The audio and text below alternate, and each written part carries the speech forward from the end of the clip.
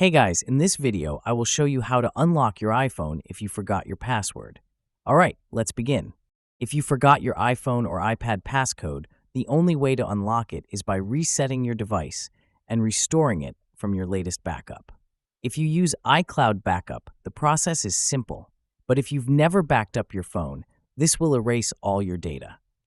First, power off your iPhone. On newer models, press and hold the volume up and side button, then slide to power off. On older models, use the home button and power button. Next, you need a charging cable and a computer. You can use your own, borrow one, or go to an Apple store for help. You cannot do this on your phone alone. Simply, connect your iPhone to the computer while holding the power button simultaneously.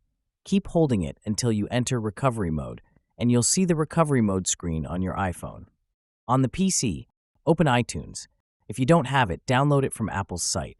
When prompted, choose Restore iPhone instead of Update.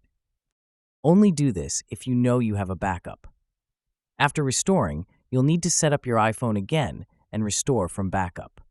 So that's basically how you can unlock your iPhone if you forgot your password. And that's it for this video. If you found this helpful, consider subscribing and giving this a big thumbs up. Thanks.